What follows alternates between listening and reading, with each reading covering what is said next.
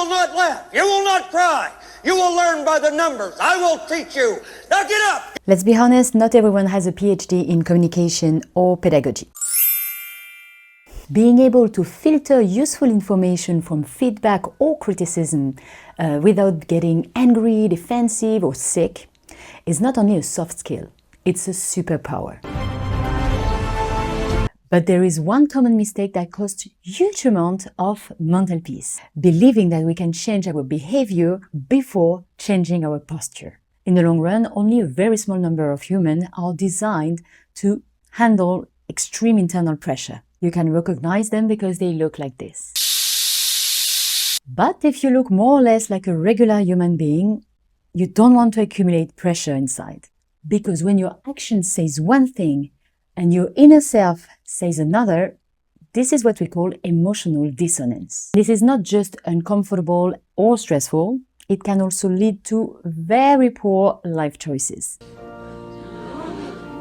As a manager, this is invisible, but this is also extremely serious, because this is one of the main reasons why people would quit their job or take long breaks. And that's why, if you want a long-term change, it has to start with a shift of perspective and not just a change in behavior. And the good news is that changing perspective is much easier than changing a behavior. I don't think I'm lazy, but I find it incredibly hard to change a pattern we have reinforced for decades just by saying, it's bad, I must stop. Simply because your brain strengthens any program you repeat over and over, even if it doesn't make sense anymore. So if you think that your reaction to criticism is a problem, pause this video for a few seconds and take the time to observe your reaction. What you just noticed feels probably like part of your personality, but it doesn't define who you are. And most of the time you built it this way because it made sense at some point in your life. For 12 years, I've helped people update their internal program using medical hypnosis. And the first obstacle to change is one belief. I am like that, okay? Listen carefully. You are more than the version of yourself you are used to. That means that you have far more power than you think. Okay, that's true. Change becomes harder as we grow older. A 3-year-old brain is not functioning the same as a 40-year-old brain.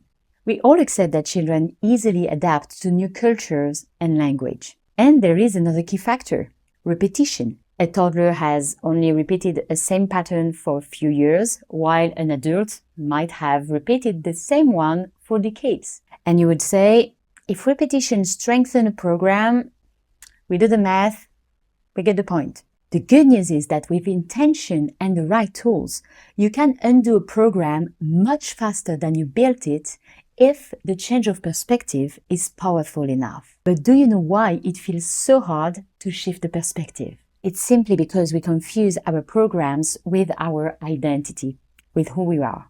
And so letting them go feels like betrayal. But real power begins when we choose to lead our own evolution. Now let's go back to criticism. The second obstacle to change is one question: how do I do it? There's a phrase I hear all the time on social media. You fake it till you make it. And even if it's an excellent strategy to change a habit, it can be extremely dangerous for your mental health. Why? Because the first step is to align with what you feel. When I ask people what they expect from a therapy, most of the time they answer that they don't want to feel this or this anymore, which is perfectly understandable, because in this case, if they come to therapy, it's because the emotion is painful. But with time, your empathy will never disappear. And I hope it will not, because it's an excellent tool to understand and to interact with people. Emotion being data, you want to be able to treat the data as data, not like the manager of your behaviors. A lot of people tell me it's too hard for them to handle this or this situation, criticism included, because they are too sensitive. So if you recognize yourself in this sentence, remember one thing: your sensitivity is a gift. This is not something you should try to shut down, because it's the capacity you have, the ability you have to understand what's going on. The only difference is how you treat this emotional information. When I was working at a hospital, there were moments in which I could totally cry with my patients. But when I was back home, it was all behind me. To survive, you cannot crystallize emotions that are not yours. It's important that you let this ability of letting one emotion going through you like a wave, but not crystallizing in you, because they are not yours. It doesn't mean that you are faking something. It simply means that you don't take the ownership for this information, for this emotion. And so it doesn't affect your clarity or your analysis. But at the opposite, if your defense is, I shut down the emotion, I disconnect from everyone, and I don't feel anything anymore, you lose connection. So no, the empathy is clearly not your problem. Your sensitivity is not a problem. The only problem is that taking the ownership of an emotion that is not yours. And this is crucial when you want to change your relationship with criticism. So the first point to help you change this posture is understanding. There are several reasons why someone would sound rude or aggressive during a feedback. And most of the time, it's simply because they don't have the right education. Sitting on the beach in Goa, I realized I have a penis. Other times, people are simply unable to separate their own emotion from the situation. People are going through something difficult, they don't know how to deal with the emotion, and so they reject the discomfort outward. Shit. It's a basic survival mechanism that has nothing to do with you. I remember posting a video once, and an anonymous guy commented something like, "Shut up with your mommy face." Apparently, bro woke up and chose violence. And when I watched the video again, I realized I was extremely dehydrated. So now, thanks to this free hate, I drink more water. Of course, there were 1,000 kind of ways to say the same thing. But when someone is vomiting, you don't stay in front of them. You step aside and you just observe that the person in front of you is simply sick. And sometimes this is also what we call an emotional projection.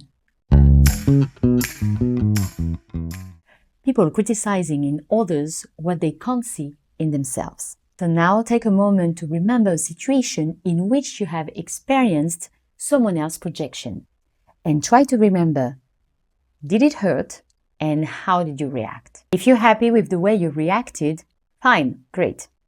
But if you're not, take a moment to imagine how you would love to react from now.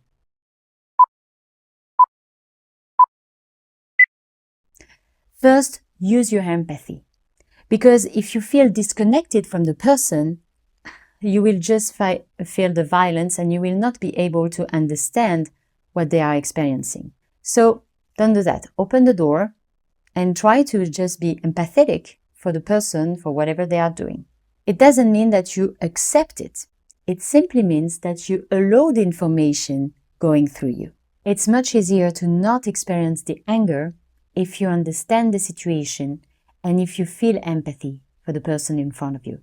And because you don't break the connection, you can still communicate. So keeping the empathy is not only about being virtuous, it's about keeping the connection. And ultimately, what protects you from harsh criticism is not changing others. It's about self-love, self-respect, and self-confidence. Knowing who you are, your values, your intention, that is emotional armor. But that's the topic of another video, and you can subscribe if you don't want to miss it. Now, you might feel a bit of resistance listening to it. You might say, I'm not a doormat, I don't want to let people walk all over me, so what should I do? And I agree, 100%. I'm not asking you to stay silent or to submit to unfair criticism. I'm asking you to adopt a posture that keeps you clear-minded, so that when the day comes to deliver the punchline of your life, you're ready.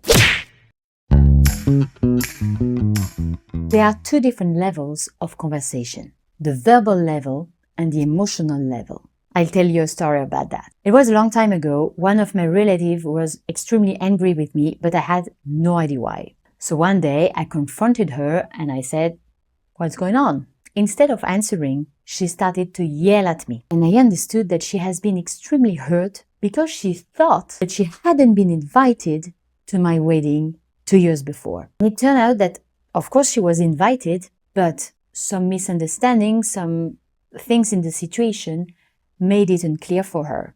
On a verbal level, it made no sense because it was not logical. I didn't even have the opportunity to explain because I could understand why it happened after a while because I didn't know before.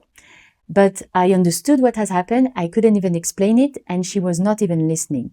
But instead of defending myself and trying to say, "But no, look at the truth, listen to me," I stepped back. I tried to understand what the situation was, and it was obvious that she had felt so much pain from this feeling of rejection.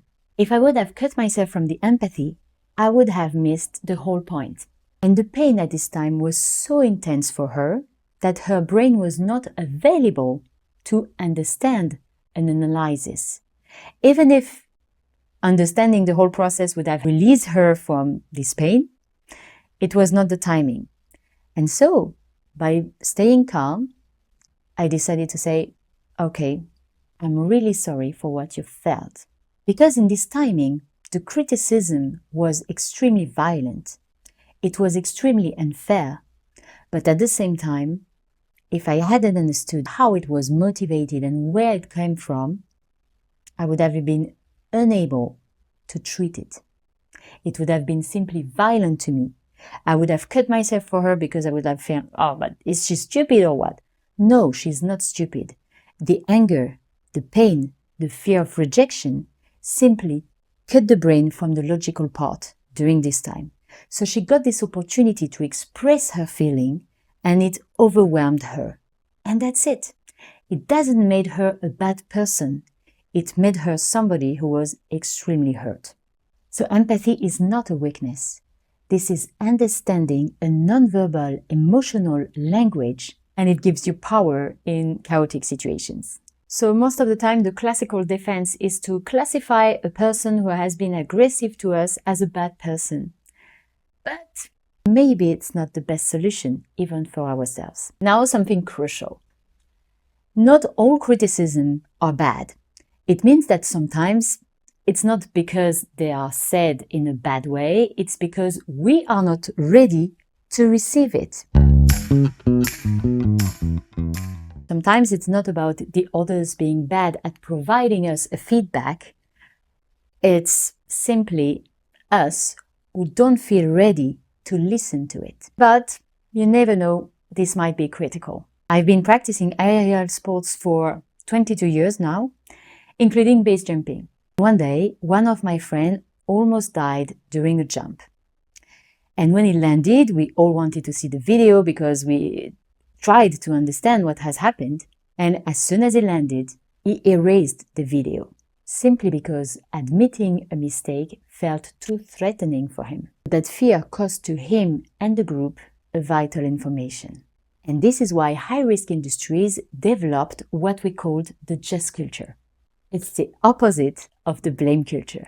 It's a system in which people feel safe to report mistakes, deliver and receiving feedbacks, and help to improve the whole system. And in this case, you can imagine that criticism doesn't really exist anymore. It's about feedback, positive or negative, but it's about feedback. And people are simply educated to receive it or give it. If you want to know more about Just Culture, you can upload this PDF in the link under the video. I also run webinars and workshops for companies and individuals about Just Culture. If you're interested, you can contact me right below. In the everyday life, I've had clients that protected themselves from their partner's criticism by never listening, and they lost their marriage. In skydiving, I've seen instructors deliver critical feedback so harshly, so violently, that the message never gets through. And it was dangerous for everyone. A frustrated person won't communicate perfectly, but the message may still be important. You don't have to accept verbal abuse, of course, but never close the door to facts. By filtering the information from the emotion, you remain the ultimate winner. And if you need support on this path, you know where to find me. Thank you for your attention, and remember, it's precious.